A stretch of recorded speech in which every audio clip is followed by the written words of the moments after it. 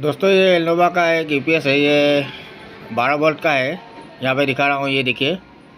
यहाँ पे पीछे में इसका लिखा हुआ है, ये देखिए 12 वोल्ट डीसी।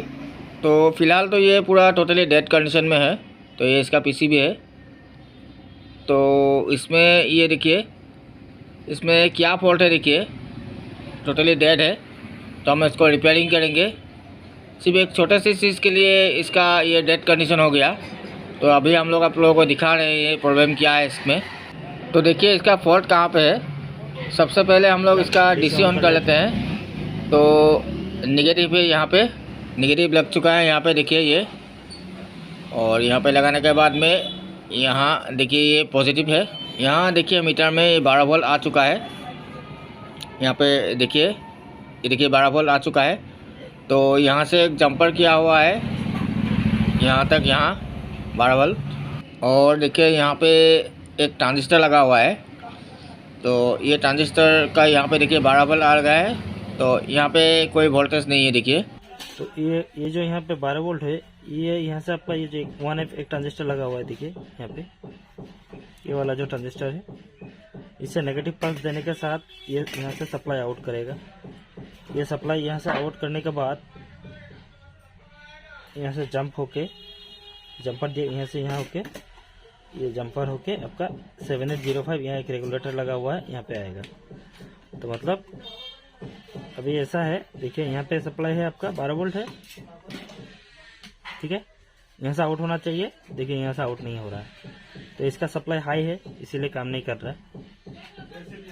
इसका जब ये ट्रांजिस्टर काम करेगा तब ये लो हो जाएगा, ठीक है। दोस्तों पहले हम लोग ये इसका एसएमडी वाला जो ट्रांजिस्टर है इसको बदलेंगे। बदलने के बाद हम लोग फिटिंग करके देखेंगे ये ठीक होता है कि नहीं। यहाँ पे देखिए ये छोटा सा है ये एसएमडी वाला ट्रांजिस्टर। दोस्तों ये ट्रांजिस्टर देखिए, यहाँ पे ये बेस एमीटर और कलेक्टर है। और जब बेस में सप्लाई, ये बेस में जब सप्लाई डाउन होता है तब ये प्रॉब्लम आता है। तो आइए इसको रिप्लेस करते हैं। अभी इसमें हम लोग नया ट्रांजिस्टर बिठा रहे हैं, देखिए ये नया ट्रांजिस्टर सोल्डरिंग कर रहे हैं इसमें। तो अभी इसके बाद हम लोग इसको फिट करके एक बार ऑन करके देखेंगे। ये लगभग लग चुका है ये पूरा। अभी हम लोग इसको फिटिंग करके देखेंगे। ये देखिए, तो देखिए सेट पूरा फिटिंग हो चुका है, देख लीजिए। जैसे जैसे कनेक्शन था सेम टू सेम ऐसे कर दिए। और सबसे पहले ऑन करते हैं डीसी। देखिए ऑन किया, क्या आगे ब्लिंक एलईडी आया, ठीक है।